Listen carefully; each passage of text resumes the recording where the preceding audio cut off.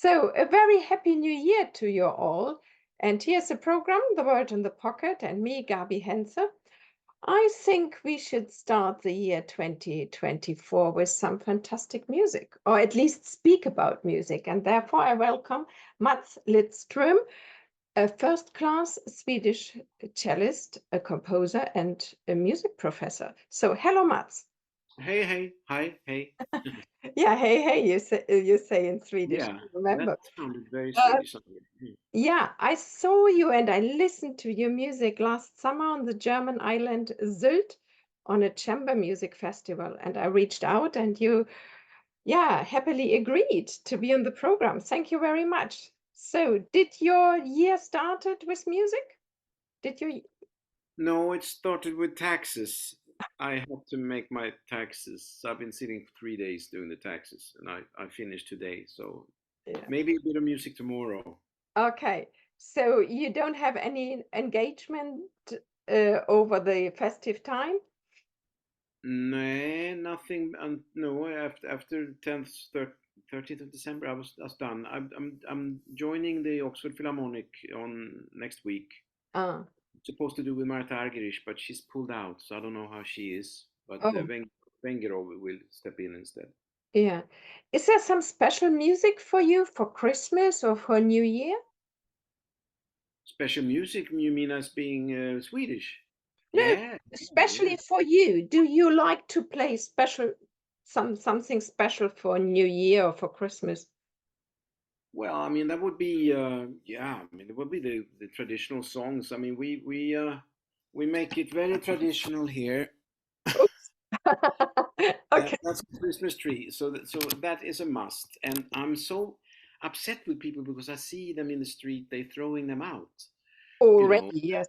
and then it's Christmas lasts the 12th night. So I just wonder, are they aware of that they can celebrate Christmas for longer if they want? So this tree is gonna stay for a while, Mm-hmm. and it's drinking very well. So Okay. it's fresh and lovely. Yeah. So no special, like the special, yeah, Christmas music, but not something you say you always like to play on the cello for Christmas. I mean, yes, that would be the Swedish Christmas song. Nu Hmm. är det jul igen och nu är det jul igen och julen varar ut i påska. Stuff like that. Of course, we sing those Yeah. things. I wouldn't bother playing them on the cello, but my son he arranged a lovely. I mean, he loved that special. It's called Jul, Jul, strålande jul. He loved that song since he was a little boy, and now he's arranged it and took it on tour with Ann-Sofie von Otter Mm. and the Swedish radio choir, and they loved it. So he's brought our traditions Mhm. into to make real Christmas music for a large audience. Yes. Yeah. So there comes already the next generation. I understand from your biography, you are from a very artistic family, very music. Oh, you know what? I never mentioned that in my CVs before, but then after my father's passing, when I got lots of photographies, I mean, of course he spoke about our families. I always known about it, but I haven't really meant to talk widely about it, but it's true. We have conductors, we have prima ballerinas, we have principal horns, principal bass, and then of course my ancestor wrote the Swedish national anthem, and Wow. so then I thought, and my cousin is a conductor, and so I thought, well, I should maybe mention that in the CV because people mention a lot of things in their CVs, but Yeah, at least this is absolutely 100% true. yeah, yeah.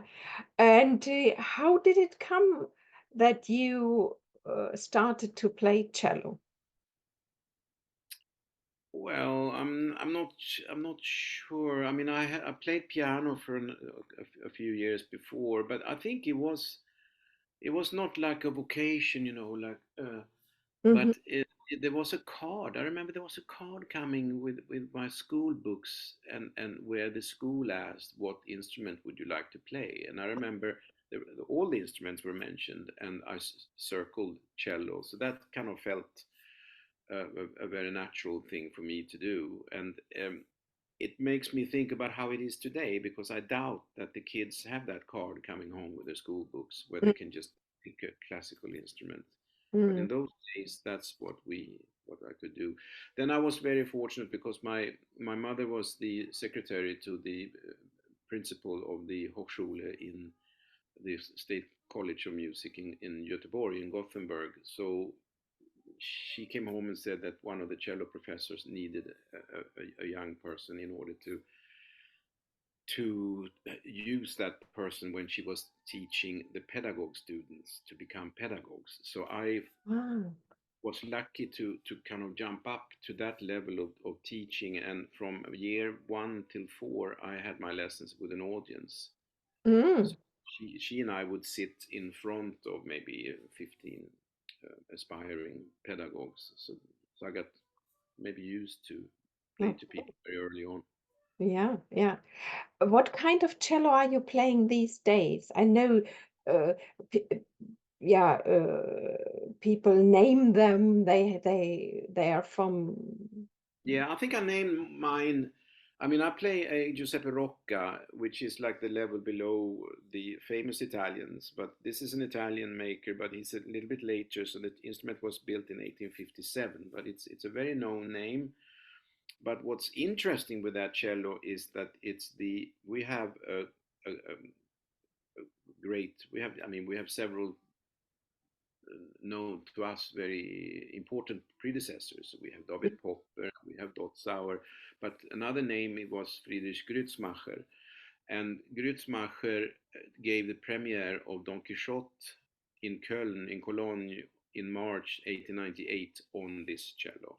So Mm, that's the cello I play. So I kind of named it, I call it the Grützmacher cello. mhm, mhm. And obviously, it's very expensive and well insured. Yes, yes. You want to know the sum, but I'm not going to tell you the sum. No, no, no. I No, thought but that you won't tell it. yeah, it's a fine, fine cello. Yeah, yeah. You worked with world-leading orchestras. Uh, what was your so far most interesting engagement for you personally, and why?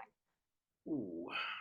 Well, I mean, yeah, I mean, that's a very hard question, but of course, the recordings I made and the performances I made with Vladimir Ashkenazy conducting has been, since I love the man and since I consider him a close friend and the family as close friends, so that was very important to me. Then more recently, I have.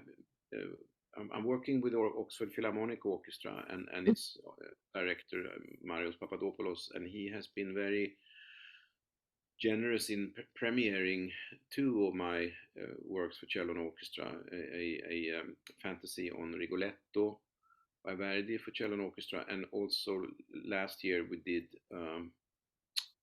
Puccini, my Puccini fantasy, which is a kind of concerto for cello and orchestra on the works by Puccini. Mhm, So I must say that that was a very special. Actually, the Rigoletto premiere was conducted by Ashkenazi, which we later recorded, and then but Papadopoulos conducted the Puccini. So I think that's very important.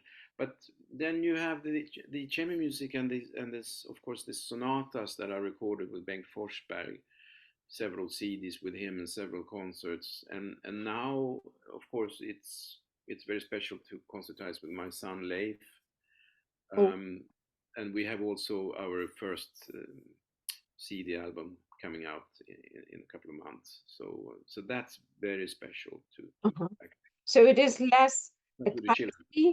academy, it is more important with whom you are playing or who's conducting. Yeah, because yeah, maybe. I mean, because the understanding is that what you play is very fine music. So it's not that I'm not going to say that I prefer the Elgar concerto to the Dvorak concerto, anything like that. So I think it's yes, it's what you actually share with Mm, somebody. Yeah. mm. And you're composing music. So I heard the tango on the cello. I never heard tango on cello before. Um, so is this very special for you, or is this often done? No, that I don't know if it's special for me, but I mean the tangos. I think you heard the string quartet versions of. I composed a tango uh, as a 25-year-old, after having spent the summer listening to the Quinteto Real, which is this legendary Argentinian tango group, you have a violinist that sounds like Heifetz. And Mhm. I just listen and listen and listen, often the same songs, just fantastic playing. And so that tango, my tango, was very easy to write after that because it was all kind of formulating in the head. Then I wrote another one, which is taken from my Tintin suite for cello and piano, which I have then transcribed for string quartet. Yeah. And then I also I mean, I published a group of three quartets, Mhm. tango Mhm. quartet, but the third one is has music taken from my cello concerto, the first movement, which Mm. I've lifted out and made a tango out of that. Yeah. You said already Tintin, so that's the Tintin, the adventure of Tintin, Snowy, and Captain Haddock. Yeah, yeah. I can't Wow. stand that name Snowy. It's a mistake not calling him Milou internationally, but Timon Struppi in Ja, Germany. genau. Yeah, yeah, Simon Struppi. yeah, yeah, yeah, yeah. Well, I've been a fan since I was 10-year-old. So I finally wrote. It's quite a huge piece. For nine favorite. I put music to nine of my favorite scenes from the book. Uh-huh.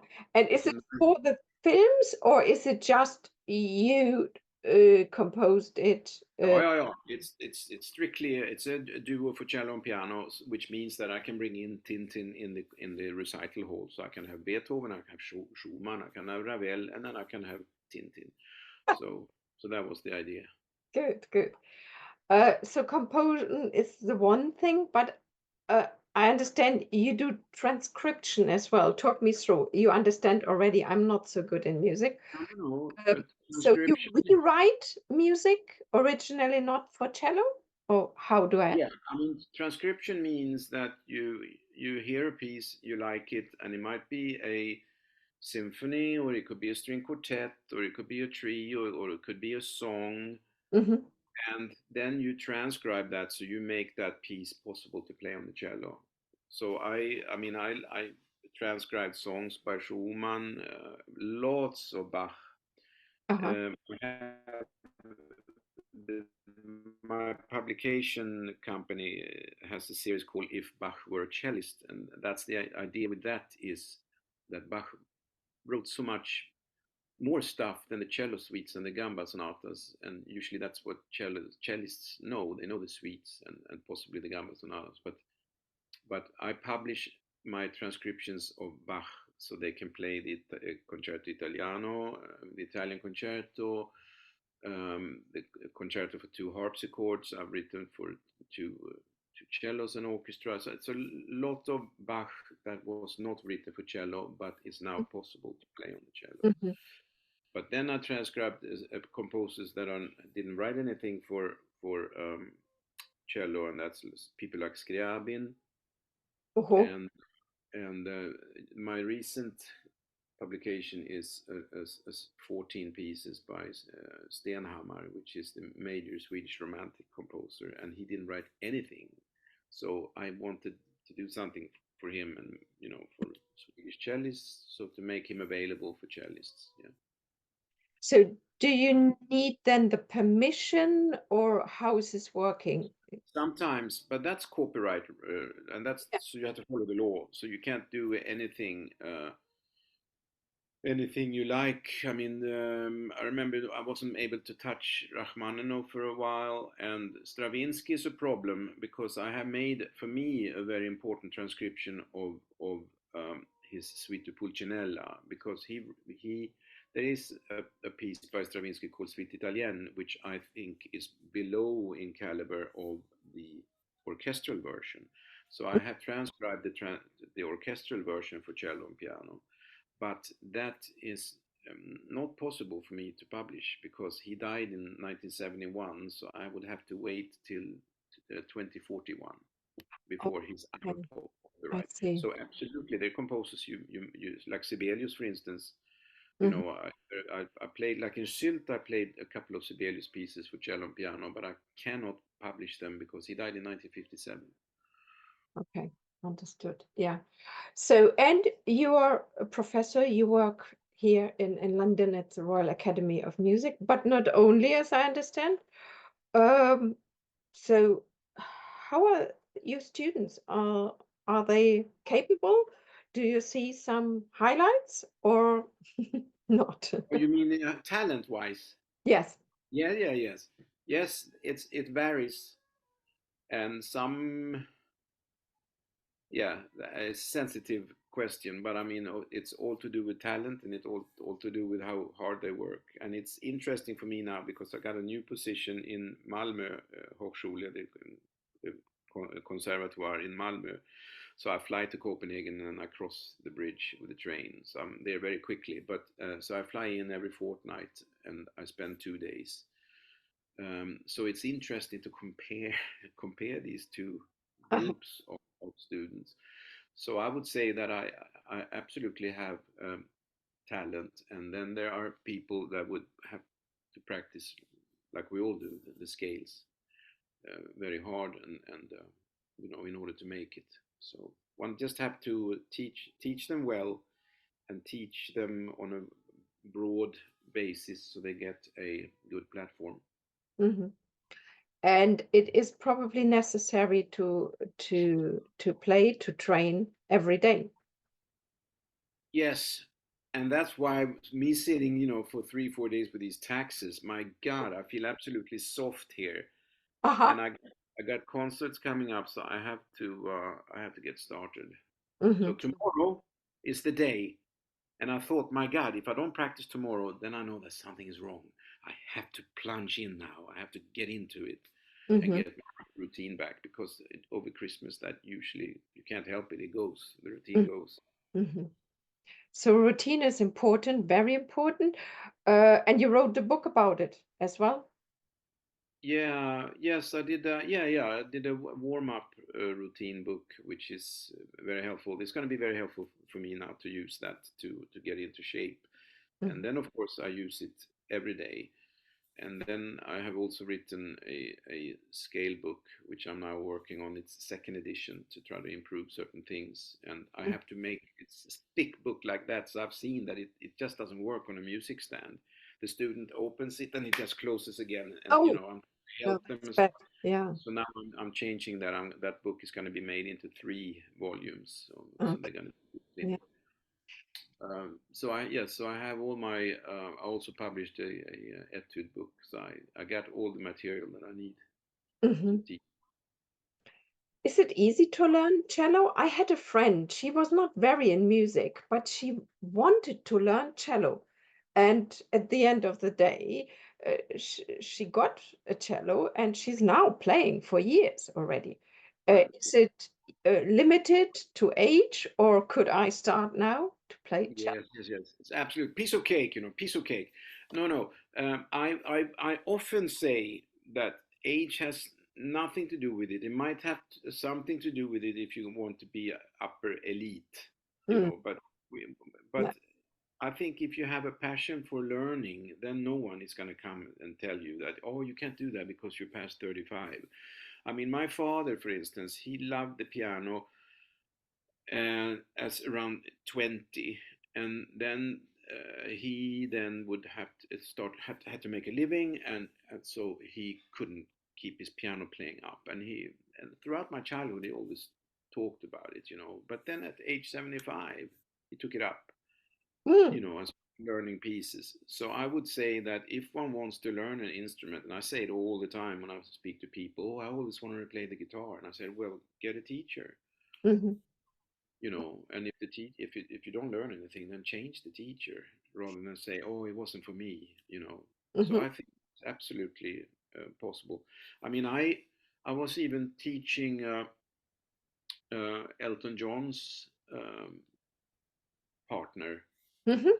wanted to learn the cello, and Elton John bought him a Montagnana copy, and he wanted to play because his idea was that this David, he wanted to play the Swan to Elton. So that's how we worked. We Okay. got him going, and Yeah. in order to try to reach that level. Mm, So absolutely, anything is possible. Okay, I don't have the uh, the idea yet. Maybe it comes at a later stage. You never know. So we talked a lot about music. Is music relaxing for you, playing cello, or do you have complete other hobbies not related to music? Well, I'm always scared of that word relaxing. I wonder if adults who are not musicians think that music, or especially classic music, is to relax to. I want to be absolutely engaged, and I want to get in the middle of its drama and its lyricism and its passion and its resting points. But if to me, for just to relax and kind of listen to Albinoni's Adagio and Pachelbel's Canon, that is not really what this art form is about. No, Yeah. So what are you doing then when you're not? I Uh, never relax. okay, got it. Yes, I think I relax. I think I relax to a good film, you know, or I relax when I go shopping. Mm, When I go shopping groceries, you know, food. I okay. go through the aisles there, checking, you know, the bread and the yeah milk. Then I think I'm really relaxed. You can do my shopping for me. I don't like this. All right, cool. But otherwise, I mean, my other interest is, I guess, history. So I read Mm, a lot of history. Yeah. okay, But no understood. hobbies. I wish I was good with wood. You know, I could show you, oh, I've done this, but nothing like Some no other sport talent. maybe or skiing. Yeah, yeah, exactly. Well, Now, it might be on your contract that you're not allowed to ski because you might fall and then you can't play. yes, I insured my legs for 2 million million pounds each. Yeah. Who had that? It was Betty Davis, right? Betty I Davis think had so, the yeah. legs. Somebody was it. Yeah. So, do you have some interesting upcoming engagements you can speak about in the new year? Uh, well, I'm practicing for. I'm going to Poland in a couple of weeks to meet my friends there to play a string quintet by a Polish composer that I didn't know of. He died in 1939, Maliszewski. Mhm, Turns out to be an absolutely superb work. So I would like to look into what else he wrote. But that then we bring to Wigmore Hall here. mhm. So Okay. that's what I need to. That's the Mhm, next thing I need to learn that part. I'm just listening to it now, so I really know it well, and I don't have to sit and count when we play. mhm. And then I have to learn the part. Where? I have to learn the part. I have Oh, to learn okay. the part. So that's really hard learning, isn't it? Yeah, that varies. I mean, it's not as difficult as a sonata or concerto, but it's got its spots. I just don't want to disappoint them, so I Mhm, have to mhm. learn that very well. Okay, I see. Very interesting. I hope I will see you now. I understand you are in London as me, based. So give me a shout when there's a concert. I might come over. Yes, exactly. I'll let you know about the Wigmore Yeah, Hall. definitely. Okay. Thank you very much, Mats, for the talk, Very and nice. speak to you soon. Okay. Bye. Bye Bye bye. bye. She is here and they are here. I've got the world in my pocket. And I like it. And I like it. The vibe is up. She is here and they are near. I've got the world in my pocket. I've got the world in my pocket. I've got the world in my pocket.